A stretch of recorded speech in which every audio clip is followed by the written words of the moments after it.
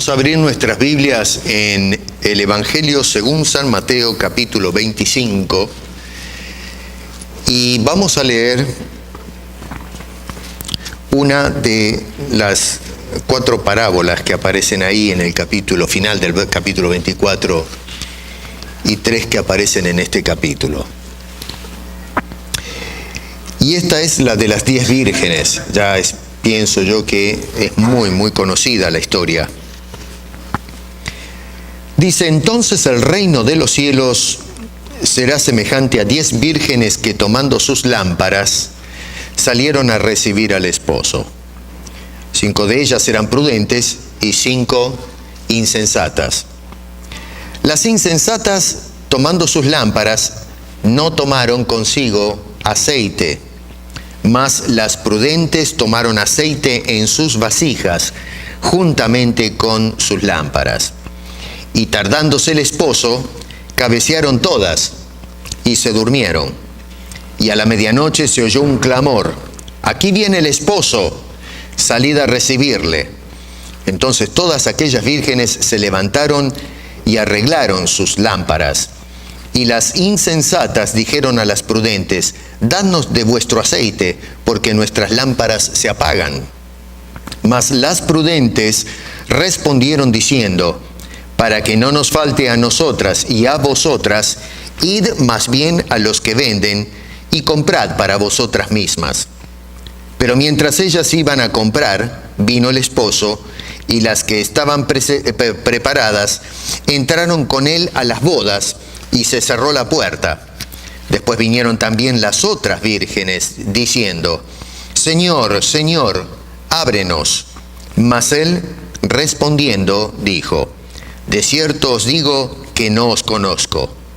Velad pues, porque no sabéis el día ni la hora en que el Hijo del Hombre ha de venir. Padre, te damos gracias por tu santa palabra, y te imploramos, Señor, que abras nuestro entendimiento a ella y la ministres a nuestros corazones. Te lo rogamos en el nombre de Cristo Jesús. Amén. Bueno, esto es una pequeña serie de 3 que estoy titulando Esperando el regreso de Cristo, y el título de esta exposición de hoy es Debidamente preparados. Y estas dije una de 4 parábolas. Yo voy a tratar en las semanas que vienen solamente las 3 que aparecen en el capítulo 25, pero si ustedes después van a casa con tranquilidad, van a notar que al final del capítulo 24 hay otra parábola más. Pero bueno, las parábolas en líneas generales, porque esta es una palabra que hoy ya no se usa en nuestro idioma corriente, ¿no es cierto? Entonces, para no complicarles mucho la cosa, la parábola se trata de comparaciones tomadas o extraídas de la vida de todos los días, de experiencias corrientes, para poder darnos una enseñanza espiritual. Así que sacándole todos los, la complicación gramatical de lo que es una parábola, esa es una definición bastante simple para que ustedes entiendan de qué se trata esto. Y Jesús utilizó mucho las parábolas justamente para reforzar y aclarar algunos conceptos o ideas espirituales, y este es el caso, ¿no?, de Jesús usando esto. Uno de los temas que yo a lo menos considero que es más o de los más fascinantes en las Escrituras es el del retorno de Jesucristo a este mundo. No sé qué temas lo entusiasman a usted. Obviamente el tema de la cruz y cómo Dios está ayudándonos, todos esos son temas importantes. Pero el hecho de todas las promesas y todo lo que hace Dios apunta a aquello. Es que el Señor Jesucristo va a volver a este mundo. Y fíjense en ustedes que, por cierto, es la enseñanza central que tenemos en el capítulo 24 y 25 del Evangelio según San Mateo.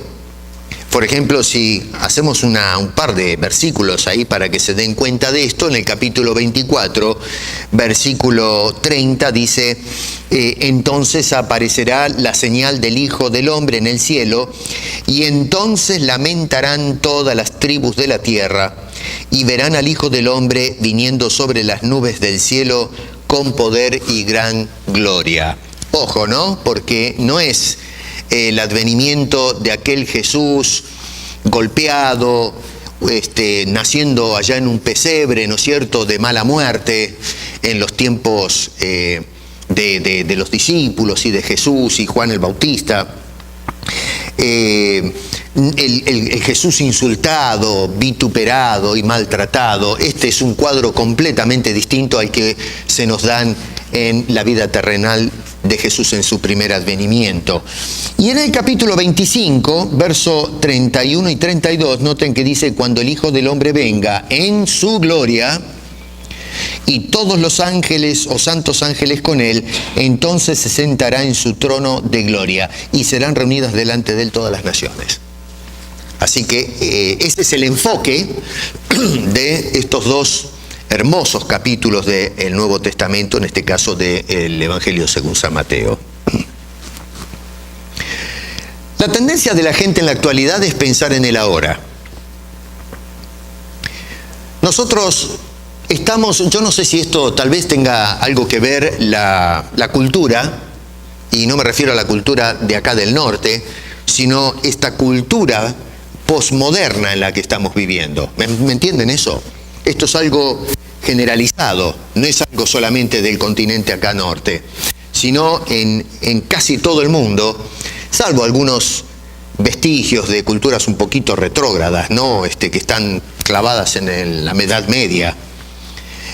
Pero en líneas generales nos movemos a vivir del momento, del ahora, la adquisición de cosas materiales, de disfrutar la vida presente, y no se hacen los arreglos, especialmente los arreglos espirituales o los arreglos del alma para la otra vida.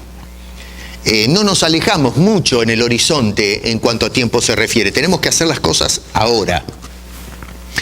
Yo me acuerdo cuando era muchachito, no hace mucho tiempo, y nuestros viejos, nuestros padres, trabajaban pero mirando hacia adelante. No sé si algunos se acuerdan de eso. Ellos planeaban, se guardaba plata en el banco, se trabajaba mucho. Usualmente la gente gastaba horas de esfuerzo y de sacrificio para poder lograr tener algo, no el mes que viene, sino en muchos años después. Así que la gente apuntaba hacia lo porvenir, ¿no es cierto? Estoy hablando en términos de la vida de todos los días. Pero hoy no, hoy se nos ha tecnificado la sociedad y nos hemos acostumbrado a pensar que todo se mueve en esos términos o en esos parámetros, que las cosas las tenemos que tener ya. Este asunto de esperar y de juntar y de ver qué hacemos dentro de 15, 20 años, no, ya eso es demasiado lejos. Entonces, queremos las cosas ahora. Y este es un factor serio porque nos está impulsando a la sociedad contemporánea a endeudarnos hasta las sienes, porque gastamos muchas veces lo que no tenemos. Y uno de los factores que nos llevan en esa sociedad consumista y descontrolada es justamente porque no estamos acostumbrados, esta generación, a pensar más hacia adelante, de considerar el tiempo como una necesidad. Y bueno, en cuanto a las cosas espirituales pasa exactamente lo mismo. Vivimos hoy en un evangelio que la oración es: Señor, dame ahora. Señor, muéstrame ahora. Señor, quiero que te manifiestes ahora. No queremos, no estamos preparados, creo yo, para mirar hacia el horizonte y enfocarnos en esto que nos muestra acá este pasaje, el retorno de Cristo, que es algo futuro, que no sabemos cuándo sucederá. Así que, en lugar de pensar en el futuro, estamos pensando, creo yo, demasiado en el ahora o en el presente. Y entonces el retorno de Jesucristo no es una posibilidad. El retorno de Cristo, la Biblia nos dice que es un hecho. Y nos dice que cuando Él venga, va a venir para juzgar, para condenar y, en caso distinto, para bendecir a aquellos que han puesto su fe y su confianza en esa salvación gratuita y preciosa que nos ofrece el Señor Jesucristo.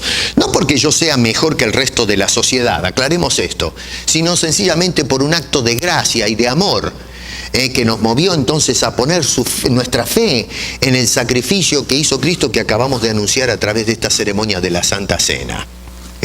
Así que el Señor Jesucristo viene para darle a cada uno lo que le corresponde. Entonces, el asunto acá es, y la pregunta clave es, si usted está preparado para ese retorno de Jesucristo. Porque noten que inclusive el Señor mismo fue el que dijo, cuando Él venga a la tierra, ¿hallará fe en este mundo? Eso lo va a encontrar allá en Lucas capítulo 18, verso 8. Es una pregunta desconcertante. Que el Señor venga, uno puede esperar que después de semejante primer advenimiento, el mundo en 2000 años se haya despertado de su sueño y al fin reconozca, ¿no es cierto?, la condición desesperada en que se encuentra la humanidad e ir a buscar al Salvador. Pero lo que ha sucedido es todo lo contrario. A medida que ha pasado el tiempo, nos hemos ido alejando cronológicamente de la cruz, nos hemos ido enfriando y alejando más de la consagración a Dios. Y ojo, esto sucede también con la iglesia, porque hoy tenemos una iglesia poco consagrada a las cosas de Dios.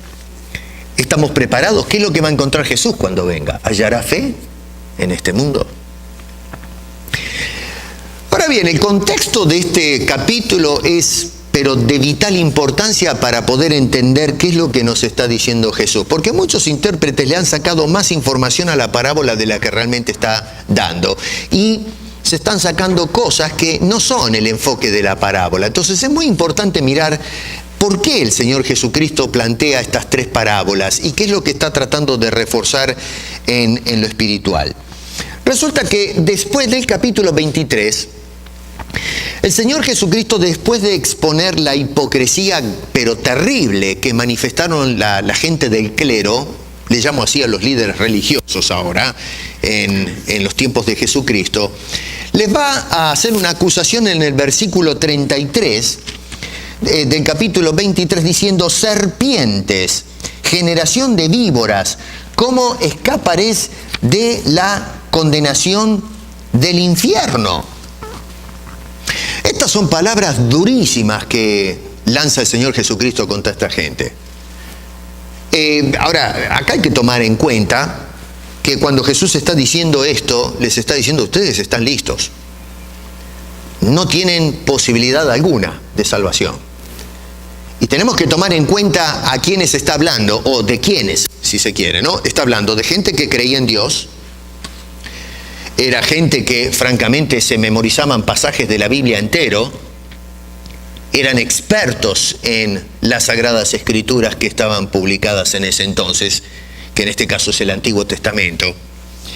En cuanto a rituales, no podemos empardarlos, eran hombres estrictos que nos llevaban ventaja en todo eso, y en cuanto a vida moral, tenían una vida moral muy, pero muy estricta, muy exigente, porque estimaban que, en fin, conducirse de cierta manera les acumulaba ciertos méritos en cuanto a Dios se refiere y en cuanto a la relación que ellos podían disfrutar con Él. Así que tenemos gente muy religiosa, muy consagrada a la religión del momento, la religión judía. Y sin embargo, y con todo eso, Jesucristo les está diciendo, los llama en términos terribles, me recuerdan las palabras de Juan el Bautista cuando predicaba, ¿no?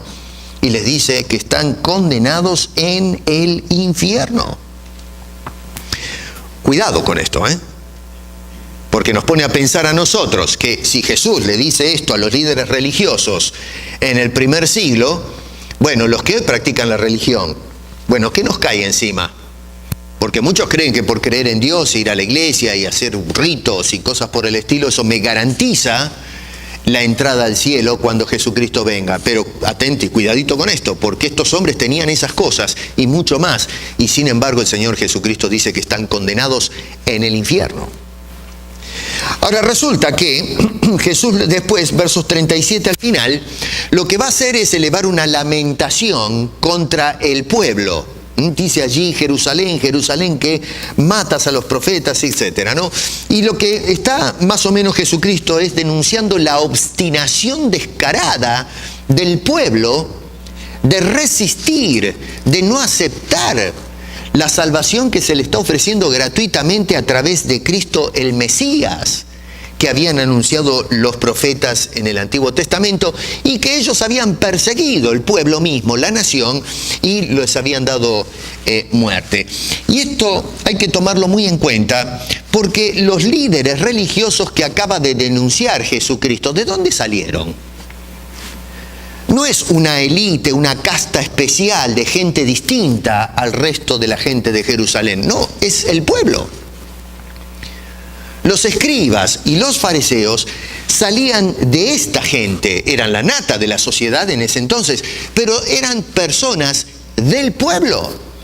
Y Jesucristo está denunciando a los líderes y al pueblo. El pueblo no puede decir: bueno, a ver, acá el problema Jesús lo tiene con los líderes, así que nosotros zafamos del asunto. No, les cae también a ellos y les está diciendo cuántas veces Dios usa allí una figura, ¿no?, de la gallina trayendo a los polluelos debajo del brazo, y lo que está indicando es cómo Dios intentó congregar a su pueblo bajo su cuidado providencial, su salvación, su atención para con ellos, y sin embargo la gente seguía pateando en contra, a tal punto que bueno, el Mesías estaba caminando en medio de ellos y no respondían en forma afirmativa. Algunos lo seguían porque comían gratis, lo sanaba, de vez en cuando un milagro aquí, otro milagro allá, y la gente se entusiasmaba y seguían a este hombre. Y mayormente porque tenían un concepto equivocado, pensaban que este era un caudillo militar que le iba a dar una buena paliza a los romanos, y entonces ellos iban a evocar, en fin, qué sé yo, aquellas glorias en los tiempos de David, ¿no es cierto? Más o menos unos, qué sé yo, 900 años antes del nacimiento de Cristo estamos hablando aproximadamente. Entonces, en un sentido, las palabras del verso 33 también se aplican a esta gente. Es decir, ¿cómo escaparéis de la condenación del infierno? Y lo que está diciendo Jesús es: no hay salida. Si hay una condenación, es en el infierno. O tenemos el cielo o el infierno. No hay un plano intermedio. Por eso el asunto acá es bastante serio. En el capítulo 24, fíjense ahí en sus Biblias, los discípulos comienzan a contemplar los monumentos de la ciudad, el edificio del templo, y fueron distraídos, miren cómo son las cosas, ¿no? Distraídos más por la arquitectura del edificio que poner atención a las palabras fulminantes que acaba de decir Jesucristo en el capítulo 23. Ellos salen del templo y lo primero que le dicen: miren cómo son las cosas. En vez de decir: mira, Señor, a ver, aclaranos esto porque está bravo el asunto. Tus palabras son serias y nosotros somos del pueblo, así que estamos metidos adentro. ¿Nos explicas un poco? Esto es para meditar. No, lo agarran al Señor y dice: ¿tomaste nota de las piedras y el edificio? Y Jesús le dice: ¿saben una cosa? Este edificio que les llama tanto la atención va a quedar completamente destruido, completamente desolado. En otras palabras, el edificio, el templo, se había convertido en el monumento de identidad nacional y la salvación del pueblo. Más adelante Esteban, antes de ser apedreado, denunció justamente cómo habían elevado a un estado casi idolátrico el templo. El pueblo ya había tenido una tragedia. El templo hermoso que había levantado Salomón había sido completamente devastado. Y estamos hablando más o menos también del siglo IX a.C. Y bueno, el pueblo lamentó, estuvo de luto por mucho tiempo ante la destrucción de ese hermoso templo que había construido el hijo de David, uno de ellos. Y entonces, con mucho esfuerzo y sacrificio y devoción, levantaron este templo que ahora sí había sido hermoseado por la dictadura romana. Herodes había invertido plata para, en fin, congraciarse con los judíos. En fin, era un templo bastante impresionante. Y la gente se sentía orgullosa con este lugar y era una especie de monumento de la salvación para ellos. Y realmente ahora lo que se necesita es derrumbar ese monumento falso, ese lugar que le da una identidad falsa a este pueblo. Tiene que ser traído a escombros para que entonces pueda levantarse el único monumento de verdadera salvación, que es la persona del Señor Jesucristo. Y Jesús les está diciendo, de esto no va a quedar absolutamente nada. Y claro, pónganse a pensar un poquito, traten de ubicarse en la posición de estos discípulos que siguen a Jesús como judíos y que tienen este templo y están contentos de visitarlo y maravillados de semejante construcción, que venga Jesús y diga, olvídense porque todo esto va a quedar completamente destrozado. El impacto que habrá producido en estas personas. Tal es así que asociaron esta destrucción con el retorno de Jesucristo y el fin del siglo. Y es por eso que ellos le van a preguntar a Jesús en el versículo 3, la parte final, ¿cuándo serán estas cosas y qué señal habrá de tu venida y del fin del siglo? Bueno, Jesucristo va a empezar desde ahí para adelante a hacer una serie de explicaciones, va a responder a esas preguntas. A lo menos hay dos preguntas combinadas en una sola. Y acá yo voy a pasar revista muy rápido para orientarlos un poco en el contexto.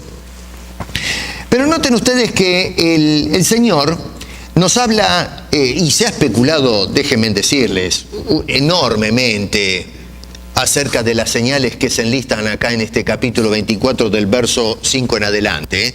Yo tengo una punta de libros allá en la casa, en la biblioteca, de personas que en fin, han tratado de descifrar los misterios de este discurso del Olivete, se le conoce.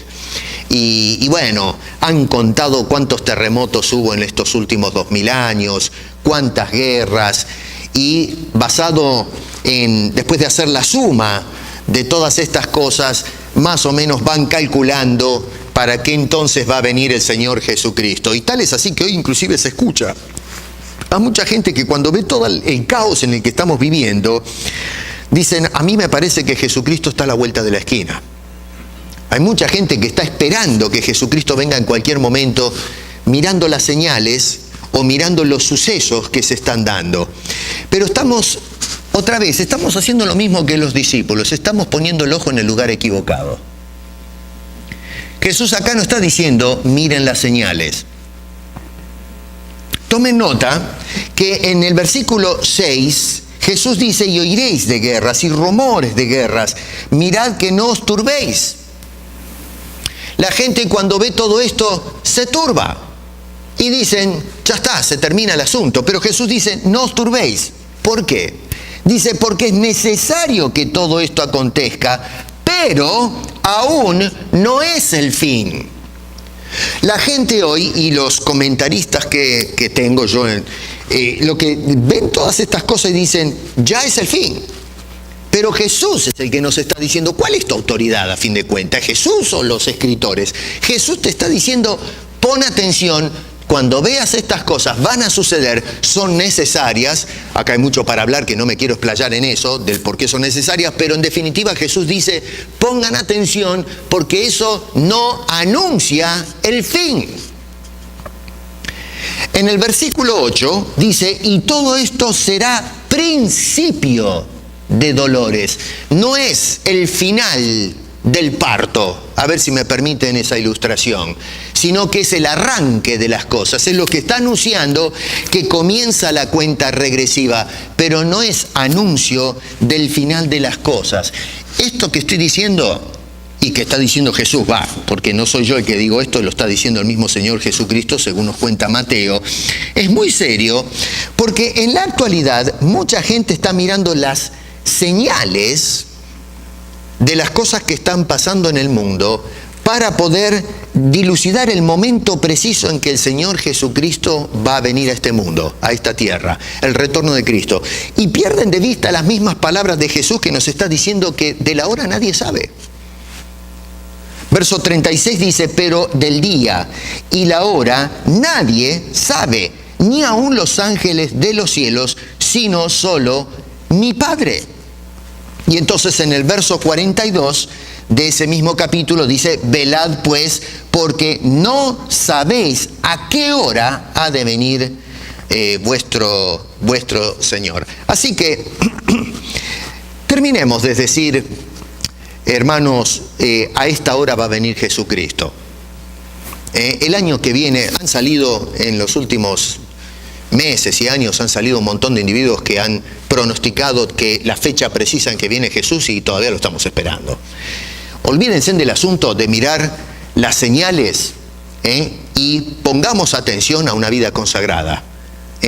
Porque estamos cerrando, estamos distraídos con cosas que realmente no valen la pena. Yo creo que se gastó mucha tinta y mucho papel escribiendo acerca de cosas que no nos dan ninguna información, es pura especulación, en lugar de escribir cómo tenemos que vivir como cristianos, cómo adorar a Dios, cómo ser fieles, cómo cuidar la doctrina para que el cristianismo no sea intoxicado con las cosas que se promueven hoy dentro de la iglesia, que está haciendo tanto daño al testimonio de la iglesia y por no decir de cada uno de los creyentes. Así que, hermano querido, esto hay que tomarlo muy en cuenta, porque los líderes que salían del pueblo estaban orientando mal a la gente, y hoy nuestros líderes están orientando también mal al pueblo de Dios.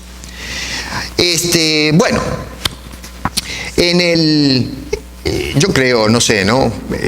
Yo no los quiero desanimar, porque a lo mejor algunos están entusiasmados con todo lo que está pasando en el mundo. A veces algunos de ustedes me han hablado. Y yo también, a veces me entusiasmo cuando veo que el mundo está mal. Y decimos, bueno, ya está, se terminó el sufrimiento, la espera, Jesucristo está a la vuelta de la esquina, ¿no?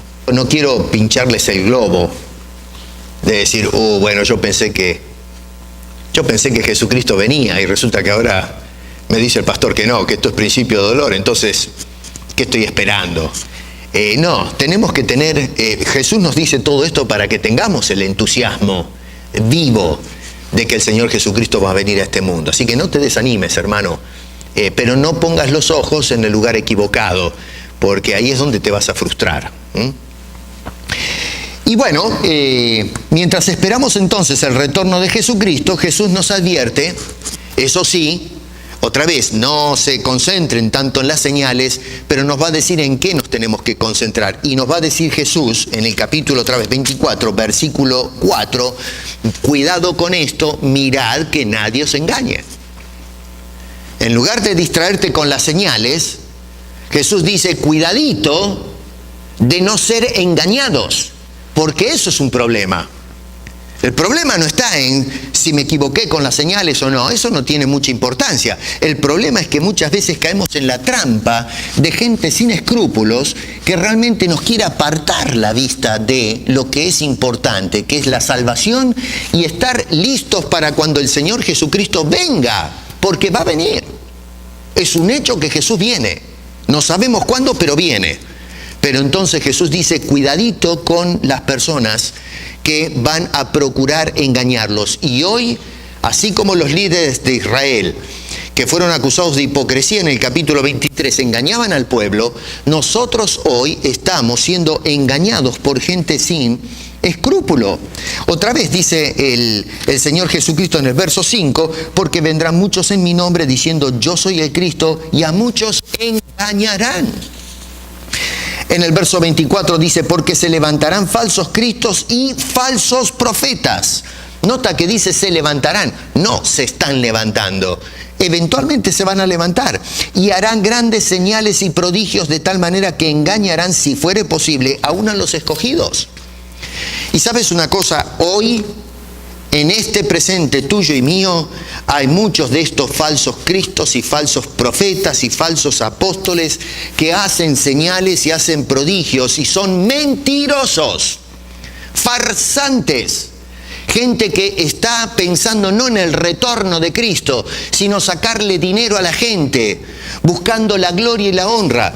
Veníamos manejando con mi señora esta mañana y pasaba una camioneta de una iglesia y que decía apóstoles o qué sé yo cuánto. Y yo le decía a mi señora, pero parece que por donde uno mira hay apóstoles. Hoy todo el asunto lo arreglamos con apóstoles. Ya no decir pastor es humillante. No tiene la altura. Entonces ya no quieren llamarse pastores, ahora tiene que ser apóstol. Después de apóstol no sé a lo que van a apuntar. No creo que una vez dije que hay por allí una señora que dice que es un arcángel. Así que apuntan más arriba, pero ya llegamos al ridículo, por favor. Pero digo, lo que busca el hombre es la gloria, el aplauso, el título. Quieren figurar como la persona importante, la persona de influencia. Ya no es un consiervo de los demás. Tiene que ser un apóstol que está allá arriba. Y es por eso que vemos esta búsqueda de los títulos y la gloria entre los hombres. Bueno, se levantarán, nos dijo el Señor Jesucristo, falsos exponentes, falsos profetas.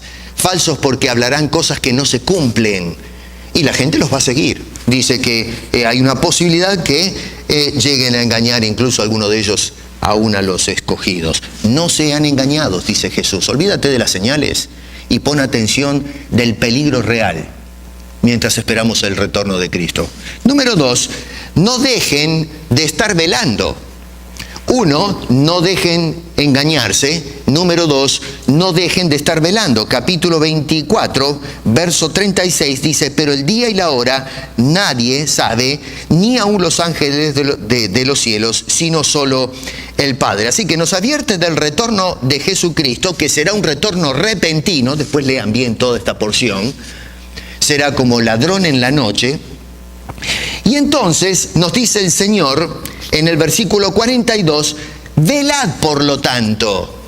Ese pues significa, por eso, velad, porque no sabéis a qué hora ha de venir el Señor.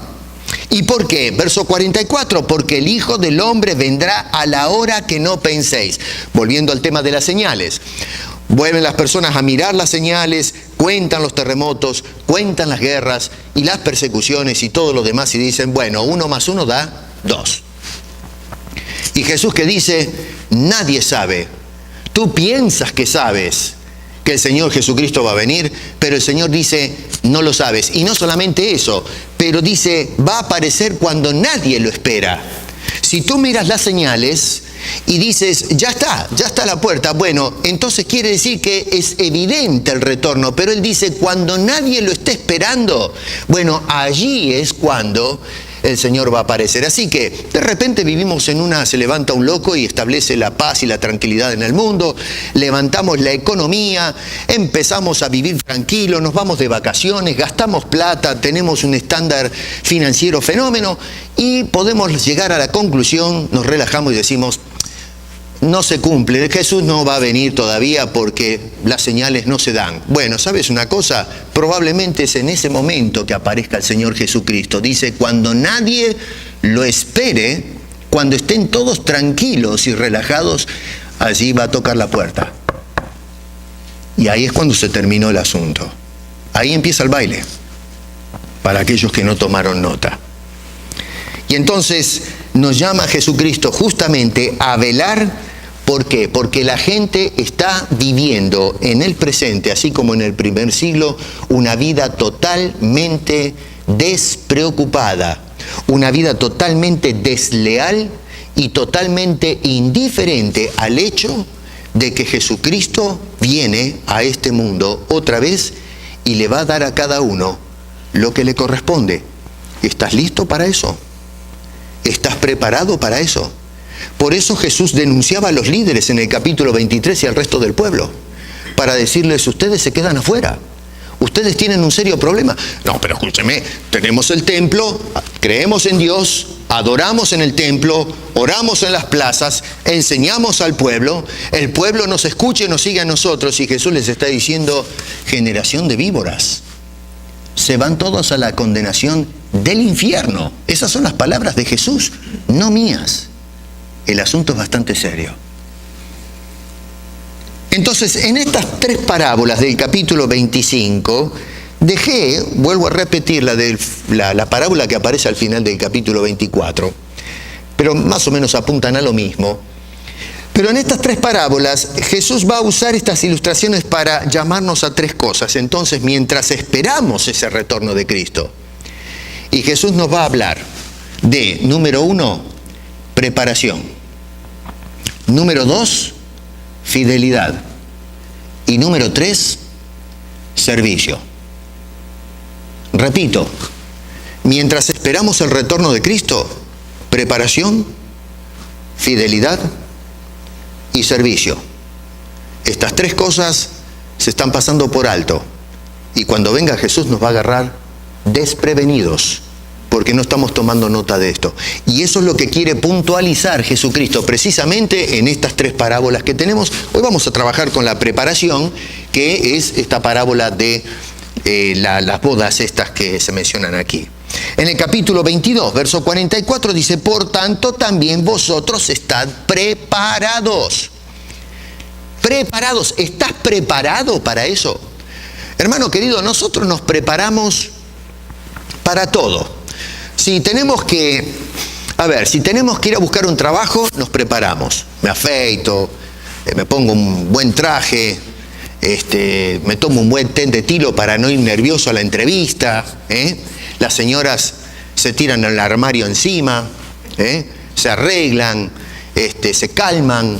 Cuando los chicos van a la escuela, antes de ir al colegio, se compran el delantal, los cuadernos y los materiales que se van a utilizar.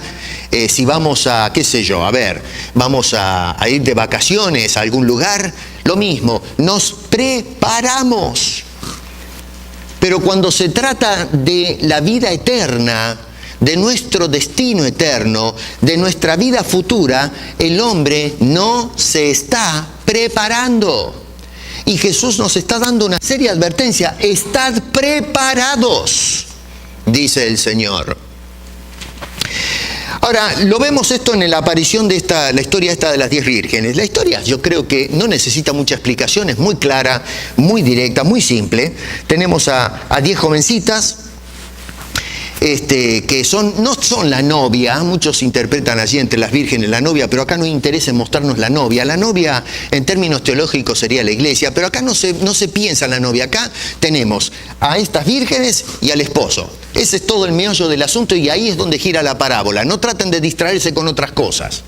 Algunos se distraen con el tema de las lámparas, algunos dicen que eran antorchas, otros que eran lámparas. Es increíble. Tengo unos comentarios bíblicos pero enormes, y me parece mentira que expertos en erudición bíblica gastan tiempo en descifrar si es una lámpara o es una antorcha. Es un aparato que arroja luz y se terminó, no importa si es una lámpara o es una antorcha. Allí dice que parece una lámpara porque habla de un utensilio, pero de todas maneras ese no es el objetivo. Jesús no está tratando de enseñarnos a ver si estas chicas usaron una lámpara o una antorcha.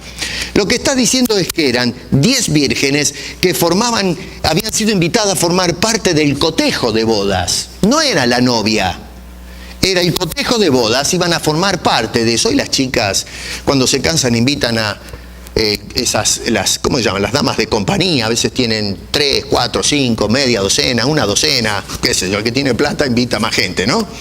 Y entonces, bueno, acá tenemos ese grupo de chicas, y tenían sus lámparas, con la luz prendida, porque, bueno, podía caer la noche. Y entonces, eventualmente dice que las chicas se quedaron dormidas. No 5 de ellas, sino todas se quedaron dormidas. Todas tenían su debilidad. Pero el Señor apunta de que 5 de ellas tuvieron precaución y las otras 5 no. Lo que hace es dividir a la gente. 5 prudentes y 5 insensatos, que no pensaron antes de que sucedan las cosas. Se quedaron dormidos, el Señor se tardó, el esposo llegó.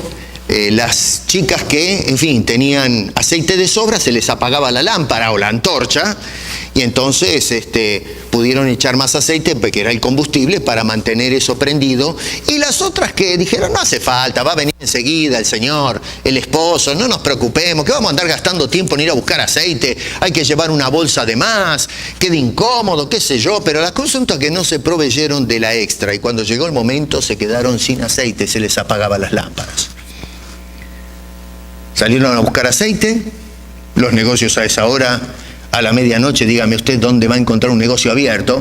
A las 12 de la noche usted no va a ir por el barrio golpeando la puerta diciendo, a ver, ¿hay alguien que tenga aceite? Lo sacan a patada uno de esa hora. No lo atiende nadie. Total es que al no encontrar el aceite, aparentemente, volvieron a golpear las puertas. Ya todo el mundo se metió adentro para celebrar las bodas.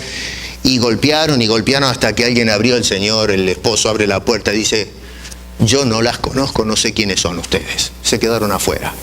Esa es más o menos, ¿no es cierto?, una síntesis parafraseada de lo que tenemos acá, que ustedes pueden después leer los detalles. Ahora el asunto es, ¿pero qué es lo que Jesús me quiere enseñar con esta parábola? No tratar de sacar tanta espuma de ahí, pero ¿a dónde apunta Jesús cuando contó esto? Recuerden, la parábola es una historia, una ilustración que trata de apuntar a verdades espirituales para los oyentes. Y a lo menos voy rápidamente a mostrar 3 cosas que Jesús subraya con esta historia. Número 1, el hecho que nosotros estemos con los invitados no nos hace participantes del evento. Todas esperaban con entusiasmo al esposo. Todas.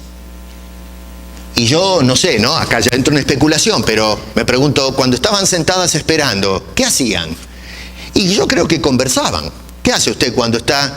Si usted es un cotejo y son todos conocidos, ¿qué hace? ¿Se quedan 4, 5, 6 horas mirándose la cara, mirando al aire? Nos ponemos a charlar, las chicas. Mirá, salió la oferta en IKEA, estaba de lindo el mueble ese que vi. El Loblas. Ah, bueno, ¿sabés las ofertas que hay en Loblas? Se ponían a hablar las vírgenes, ¿no? ¿Qué sé yo? No había Loblas, ¿no? Por ahí me va a escribir y me va a decir, oiga, pastor, usted que está haciendo anacronismo, ¿no? En fin, nos ponemos a conversar, a charlar, a tener un tiempo de comunión, a lo mejor a hablar con entusiasmo. El esposo va a venir, no estará en la esquina. ¿Qué es ese ruido? ¿Qué está pasando? Levantaban las lámparas o la antorcha para mirar en lo oscuro. Si a lo mejor era ese, qué sé yo, no sé. Pero sin duda que hubo un intercambio entre estas mujeres. Y así pasaban las horas, y pasaron las horas, y empezaron a trastabillar y se quedaron todas dormidas. 5 entraron, 5 se quedaron afuera de toda la comitiva. ¿Sabes una cosa? Hay mucha gente en la iglesia, pero no todos van a entrar a las bodas del Cordero. Los judíos pensaron que porque estaban adentro del templo, se daba por descartado que ellos formaban parte del pueblo de Dios y tenían la salvación garantizada. Y Jesús les dijo, son condenados al infierno. ¿Te das cuenta lo importante del contexto? Nos da la orientación hacia dónde va esto. Tienes que prepararte. No pienses que porque te sientas todos los domingos a escuchar a un charlatán por 1 hora, eso te garantiza la salvación. Yo no te puedo salvar. Este sermón no te puede salvar. La silla en donde te estás sentando no te va a salvar. Esta congregación no te va a salvar. El que tomes la Santa Cena no te va a salvar. El único que te da salvación es la persona del Señor Jesucristo, que vino a dar su vida hace 2000 años atrás, en la cruz del Calvario. Y tú tienes que prepararte, tú tienes que aceptar lo que te está ofreciendo Dios, la invitación gratuita a esa boda, a ese lugar de regocijo, de satisfacción. El hecho de que estés al lado de un creyente no te hace a ti un creyente. Estas mujeres pensaron que porque formaban parte de la comitiva dieron por sentado que ellas ya estaban garantizadas la entrada a la fiesta. Y es por eso que se asombraba, decía, Señor, déjanos entrar. Somos parte de la comitiva. Y dice, yo no sé quiénes son ustedes, no pertenecen a ese grupo. Hermano querido, no te equivoques. Tanto ustedes que me escuchan ahora como los que me escuchan a través del video, no piensen ustedes porque estás sentado en una silla en una iglesia, eso te da garantía de que cuando Cristo venga, tú estás preparado. Porque eso no es lo que nos dicen las Escrituras. La segunda cosa es que las personas preparadas no pueden proveer preparación a los que no lo están. En el verso 8 y 9 dice que las insensatas dijeron a las prudentes: dadnos de vuestro aceite porque nuestras lámparas se apagan. Y las prudentes respondieron: no podemos. Y claro, uno puede pensar que tal vez actuaron con egoísmo las señoras estas o señoritas, en fin, que eran vírgenes, que, en fin, tenían aceite, pero no lo compartían. Pero eso no es el objetivo de tratar de apuntar al carácter en esta situación. Tenían razón las chicas. Nosotros no les podemos dar aceite a ustedes porque si no quedamos todos fritos en el mismo asunto. Ellas le dijeron: sálvenos ustedes de esta situación. Ustedes preparen nuestras lámparas. Y ellas dijeron: no, pero les damos un consejo. Salgan a buscar preparación, salgan a buscar aceite antes de que sea demasiado tarde. Y claro, salieron, ya el esposo había venido, salieron a buscar el aceite y claro, a esa altura, díganme ustedes, ¿dónde van a ir a encontrar estas chicas, estas pobres chicas, aceite a las 12 de la noche, a la medianoche? Es imposible. Nadie, absolutamente nadie que está preparado, que ha recibido a Cristo Jesús, puede hacer algo por tu vida. No puedes ese gran día decir: pero pastor, mire, vino Jesucristo, ¿me puede ayudar? Ore por mí. O al hermano David, o a algún hermano de la iglesia que ya tiene años en el evangelio: ¿me puede ayudar, por favor? Porque el Señor Jesucristo vino a levantar la iglesia. Bueno, yo te voy a dar la misma respuesta que esta gente, no porque soy egoísta, sino porque no tengo el poder o la potestad de hacer algo. Cuando el pueblo prediluviano veían a Noé preparando el arca, sin duda que se burlaban de este hombre. Veían ese monumento de madera, nunca se había visto aparentemente un barco, no había llovido en la tierra, hasta donde sabemos. Un barco que está construido en un lugar donde no hay agua, es ridículo. Si usted va a construir un barco, lo construye al lado de un lago, un río, qué sé yo, donde meter el aparato ese. Pero todo estaba descontextualizado. Así que la gente pasaba y decía: pero este está loco, ¿qué está construyendo? ¿Por qué no invierte en la casa? Y está construyendo en algo que le preguntaban a Noé, y el hombre lo único que podía decir es: miren, señores, a mí Dios me dijo que construya esta cosa porque va a mandar un diluvio universal y ahí es donde nos vamos a salvar. Más de eso no me pregunten porque no sé. Y se terminó. Y bueno, la gente no le dio ni 5 de la hora a Noé. Se habrán burlado, le habrán gritado de todo. Pero resulta que lo que dijo Noé que iba a pasar, pasó. Y ya me imagino a la gente golpeando, cuando ya empezaba el agua a metérseles en la nariz, golpeando quizás con piedras, palos y puño en la puerta del arca para que los deje entrar. Y estoy seguro, no sé acá, otra vez, repito, esto es especulación, trato de ponerme del lado de Noé, y sin duda que habrá querido empujar la puerta y a ver si podía salvar a alguno de sus amigos, vecinos, sus semejantes, porque era un hombre que mostraba carácter. Pero Dios cerró la puerta, no Noé. Y se murieron todos. A último momento golpeaban la puerta del arca para que los dejen entrar, pero, mi querido, se les fue el barco. Y ¿sabes una cosa? Un día te vas a encontrar así, gritándole a Noé: ábreme, por favor, ayúdame. Y Noé no va a poder hacer absolutamente nada. Porque Dios, una vez que cierre la puerta, se terminó el asunto. Número 3, cuando la hora haya llegado, no habrá ni una sola oportunidad más para que obtengas la invitación. Versos 11 y 12 dice: después vinieron también las otras vírgenes diciendo, y escucha la forma en que lo plantea Jesús, que es deliberado. Dice: Señor, Señor, ábrenos. Y esto evoca las palabras de Jesús en el capítulo 7, si ustedes hacen un poquito de memoria, en el Sermón del Monte, donde decían algunos individuos, muchos me dirán en aquel día: Señor, Señor, ¿no profetizamos en tu nombre? Y en tu nombre echamos fuera demonios, y en tu nombre hicimos muchos milagros. La respuesta a esa pregunta es: sí, lo hicieron, pero no estaban preparados. Y si no estás preparado, no importa lo que hagas. La salvación no es por lo que haces, la salvación es por lo que hizo Cristo para darte la salvación en la cruz del Calvario. En la actualidad seguimos concientizados en esta idea de que yo tengo que hacer cosas para recibir la salvación.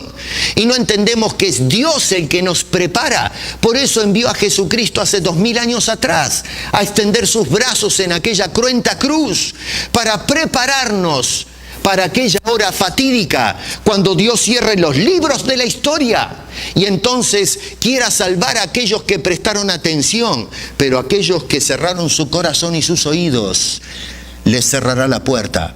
Y no solamente eso, pero dice el pasaje bíblico, mas él respondió desde dentro y dijo, de cierto os digo que no os conozco. Ahora, ¿cómo puede ser esto?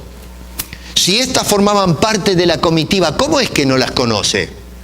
Lo que está diciendo es, no tengo relación con ustedes y ustedes no tienen relación conmigo. El Señor conoce todas las cosas. Él conoce los sentimientos y las emociones de estas mujeres como Dios, pero lo que no conoce es la relación con ellas. No son de mi pueblo, no son de mis escogidos, no son de aquellos que se prepararon cuando el Señor dio su vida por nosotros. Y la conclusión entonces de la historia es, por lo tanto, verso 13, velad pues. Y acá es donde pasa de la ilustración a la realidad. Velad, es un llamado solemne. Velad, porque no sabéis el día y la hora en que el Hijo del Hombre ha de venir. Hermanos queridos y amigos, los líderes de Israel jugaron con estas cosas.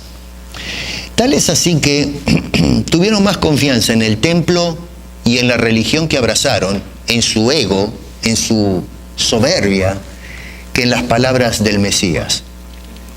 Hoy estamos haciendo lo mismo. Y yo te hago un llamado solemne en el nombre de Cristo. Toma nota de la parábola, porque si tú no estás preparado, Jesucristo viene, pero te vas a quedar afuera.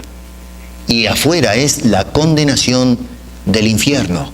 No es un lugar donde no vamos a tener las glorias del cielo, pero vamos a estar más o menos bien. No, no vas a estar bien. Vas a estar peor de lo que estás ahora, que no te quepa la menor duda.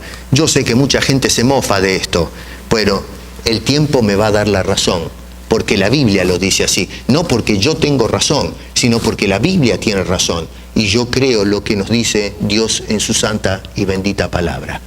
Número 1, preparación. Para eso vino Cristo. Y para eso todavía se sigue predicando a Cristo.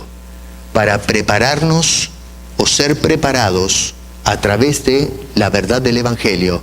Y que dando tu vida a ese bendito Salvador, Jesucristo, que nos da estas enseñanzas, que podamos en ese día, en esa hora que nadie conoce, ni siquiera el Hijo del Hombre, que podamos estar listos y vayamos a ser contados con las prudentes que entraron a las bodas a celebrar desde ese momento y para siempre. ¿Estás preparado? ¿Estás listo para el retorno de Cristo? Velad, dice el Señor, porque nadie sabe la hora de su retorno. Oremos.